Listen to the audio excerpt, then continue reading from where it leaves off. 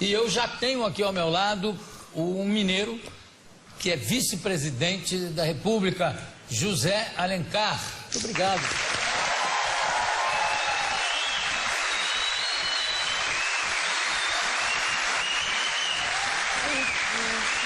Eu queria saber se todo mineiro é furão como o Miltinho, que você estava lá no camarim, na sala, uma opção de seguranças, assessores, em volta. De repente eu entrei, já estava o Miltinho conversando com você.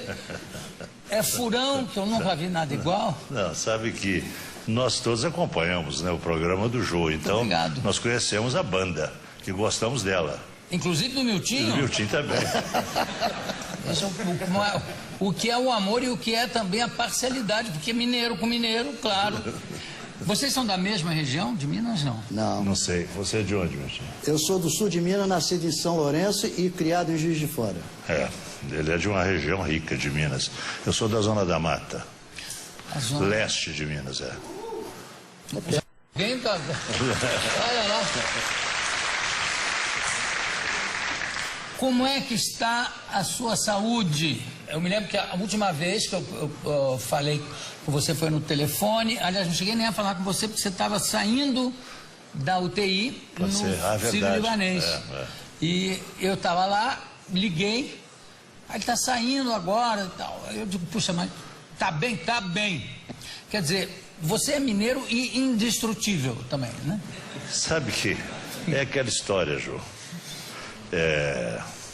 Eu não posso dizer que esteja curado, ainda que teme em dizer. Continue teimando. E continuo teimando, porque eu tenho fé em Deus e as coisas estão indo bem. Os médicos são ótimos, eu os respeito. Tenho feito tudo o que eles mandam. E temos vencido até aqui. Não é brincadeira, porque é um tipo de tumor raro e recorrente, como os médicos explicam. Ele volta. Sim. Ele é teimoso, ele volta. Mas eu também sou teimoso. Você também volta. Sou teimoso. E eu tenho dito, Jô, e você provavelmente já tenha ouvido isto de mim, mas eu vou repetir porque aqui eu estou no seu programa. Se Deus quiser me levar, Ele não precisa de câncer para isso. E se Ele não quiser que eu vá, não há câncer que me leve. Então eu estou tranquilo. Estamos indo. Estamos vencendo. O tumor está perdendo tamanho. Isso é coisa rara. Rara, sim, de não constar registro na área médica. Os jornais médicos e tal, que consta. Não há isso. É um caso raríssimo. Quer dizer, está indo. Ele está diminuindo, regredindo, né? Ele está perdendo tamanho. Desculpa entrar nesse assunto assim de sola, mas eu sou um gordo muito curioso. Quantas cirurgias você já sofreu devido a esse tumor? São 2 estentes que eles chamam de cirurgia. Se eu contar esses 2 estentes, são 16. 16 cirurgias, sendo que cirurgia mesmo são 14. Quer dizer, isso para você já virou quase que uma rotina. Bom, amanhã tenho que tomar café com o presidente, depois vou para o hospital, faço uma cirurgia, volto, no dia seguinte já despacho. Você me falou alguma coisa? Você foi escoteiro? Fui escoteiro, fui. Aliás, porque as pessoas me perguntaram, você saiu do hospital, saiu de uma situação difícil, sorrindo. Eu fui escoteiro, e o escoteiro, havia o fundador do escotismo, que é um inglês chamado Baden-Powell. E Baden-Powell disse que o escoteiro sorri na desventura, né? Depois eles aliviaram essa desventura para dificuldades ou coisa que vale. Então hoje parece que o escoteiro sorri nas dificuldades. Mas a palavra original é a desventura. O escoteiro sorri na desventura. E na desventura você não pode se desesperar. Porque o desespero não ajuda. Isso meu pai é que nos ensinava. Meu filho, desespero não ajuda. Só atrapalha, só perturba. Só perturba. Agora, você acha que o fato de ter sido escoteiro, quem sobrevive aos cursos de sobrevivência na selva dos escoteiros, sobrevive a qualquer coisa depois?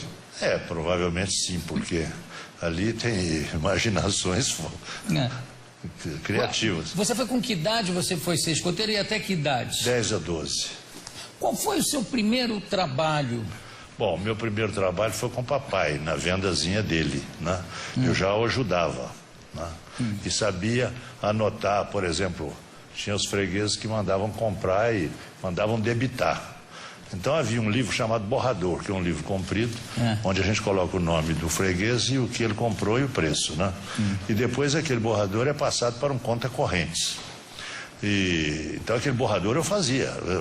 O papai mandou comprar 1 quilo de macarrão. 1 quilo de macarrão, sabia o preço? João Dornelas, 1 quilo de macarrão, tanto. Isso eu fazia. Eu fui alfabetizado pelo papai e pela mamãe, porque lá onde nós vivíamos, naquela época, era época de escola, mas lá não havia escola. Então, quer dizer que era de casa? Então eu fui alfabetizado em casa.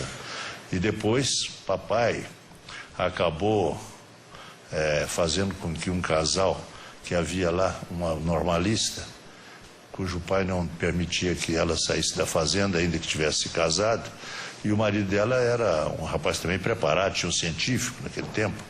Então os dois fizeram uma escola. E eu estudei nessa escola por 3 anos. Mas eles não tinham nenhum compromisso curricular. Éramos 14 alunos que aprendiam o que era ensinado, aquilo que podia aprender.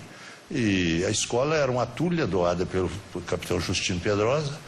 Foram feitos um carpinteiro, fincou um pau aqui, outro lá, uma tábua era a carteira, outro mais baixo era onde a gente sentava, né? Então éramos 14 crianças. Cada um de nós tinha o seu grau de conhecimento, alguns já alfabetizados como eu. Sabia fazer as 4 operações e ler e escrever. Isso aí era considerado... Era considerado já alguma coisa importante. Mas eles me ensinaram muito. Eu gostava muito de matemática. Ela então comprou um livro e me deu de presente um livro do Malbataan, chamado O Homem que Calculava. E eu estudei num livro também doado por ela, que era um livro que há pouco tempo até o deputado Delfim Neto disse que conhecia esse livro. É um livro do Aritmética Elementar, de Ari Quintela. Foi um livro muito bom, me ajudou muito naquele tempo, né? A mim me castigou muito, todo livro de aritmética, matemática, era só castigo, que eu era a matéria que realmente eu não tinha grande intimidade, nem queria ter, nem simpatia eu tinha. Você falou aí do livro do... Como é? Apontador? O Borrador. O Borrador. É o Borrador. O Borrador tinha o nome de quem devia. O nome de quem devia. E até que ponto esse devedor podia borrar o borrador? Não, mas não era borrador. No nome do borrador, nem sei por que o borrador, porque ele no fim, ele era passado para o conta corrente. Né? Por isso que ele podia borrar, mas tinha que limpar o outro. Não, porque aquele livro era passado, né? Aquele passava para o conta corrente. O conta corrente, né? Mas tinha muito devedor? Como é que era o balanço? Não. O balanço, na venda. Não, o balanço, se você vai falar em linguagem de contabilidade, balanço é outra coisa, não tem nada a ver. Eu não tenho a menor ideia do que seja. Não, pois é. Mas eu estou perguntando se tinha mais devedor do que...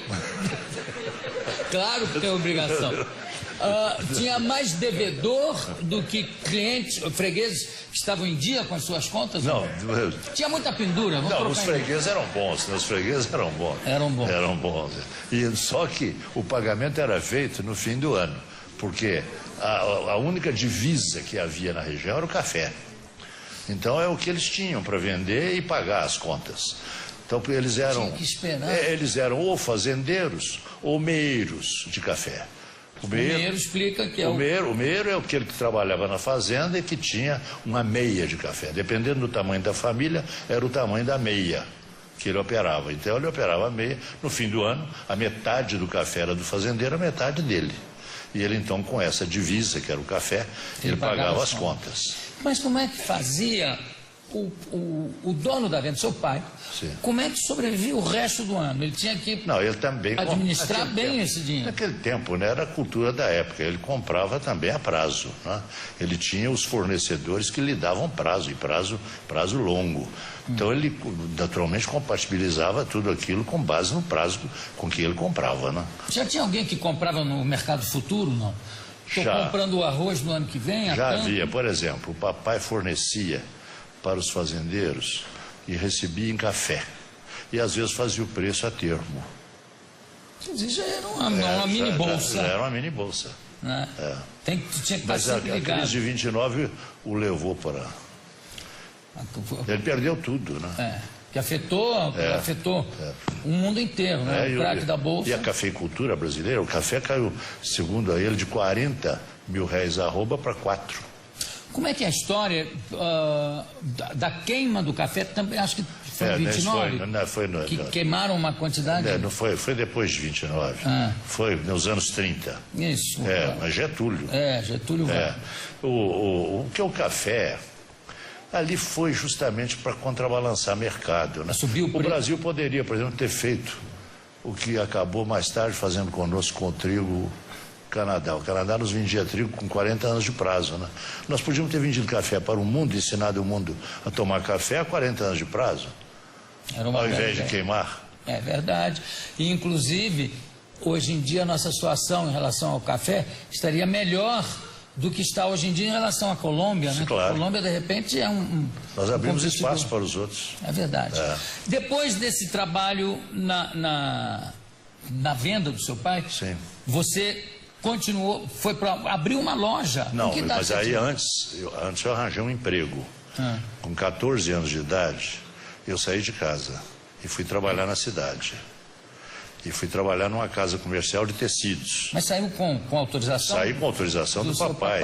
Quem arranjou o emprego para mim foi o irmão mais velho do que eu, 18 anos, que arranjou o emprego. Ele era representante comercial de uma empresa grande de tecidos do Rio, e esse era um cliente dele. Então ele disse que tinha um irmão que queria trabalhar, etc. E eles então me acolheram. E eu fui trabalhar. E... meu pai era balconista. O meu patrão, eu era um craque no balcão. Eu acredito. The best in the world. Você é craque em tudo. Não. E no balcão, então? No balcão, então, não se fala. Porque essa é a minha profissão. Eu sou um profissional, eu me orgulho disso. Claro. Hoje não há mais o vendedor, porque hoje é o self-service. Né? Não há mais o vendedor. O freguês chega, ele mesmo compra. Mas naquele tempo não, naquele tempo cada cliente era atendido pelo e era vendedor. Convencido pelo vendedor, né? Mas ele ia me pagar, até uma coisa interessante isso aqui, se você quiser eu posso te contar. Eu fui trabalhar nessa casa e não sabia quanto ia ganhar, mas perguntei num determinado momento. Não perguntou antes? Perguntei, eu sou Geraldo Magela de Souza, a empresa era Souza e Irmão Limitada. Era Jair de Souza e Geraldo Magela de Souza. Eu tenho deles grata recordação. Então eu falei, senhor Geraldo, quanto que o senhor vai me pagar? Ele disse assim, 300 cruzeiros. Eu achei aquilo uma coisa formidável, 300 cruzeiros. Nunca tinha ouvido falar, é um dinheirão, 300 cruzeiros. Mas eu, muito bobo, tinha lá no fundo, tinha um cômodo, eu pensei que fosse morar naquele cômodo, ou coisa que o valha. Ia ficar já instalado. Aí ele falou assim, mas onde é que você vai ficar? Você tem parente aqui? Não, senhor. Onde é que você vai ficar? Eu não sei. Ele disse assim, você pode ficar no hotel da estação. A dona Maria Cantamissa, ela é uma matriarca. Maria Cantamissa. Cantamissa é o nome dela. Ela, de origem italiana. Ela é uma mulher extraordinária.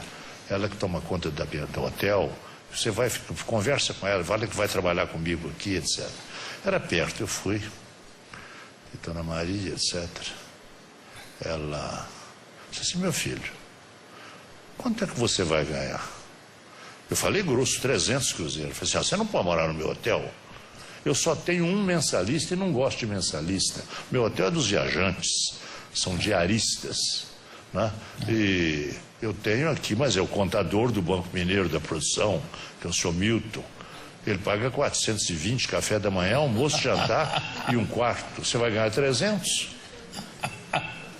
E nós estávamos conversando assim, na janela, em frente ficava a estação da Estrada de Ferro Leopoldina, e lá tinha a plataforma da Estrada de Ferro com os bancos. Uma plataforma de Estrada de Ferro, todo mundo sabe o que é. Foi bem.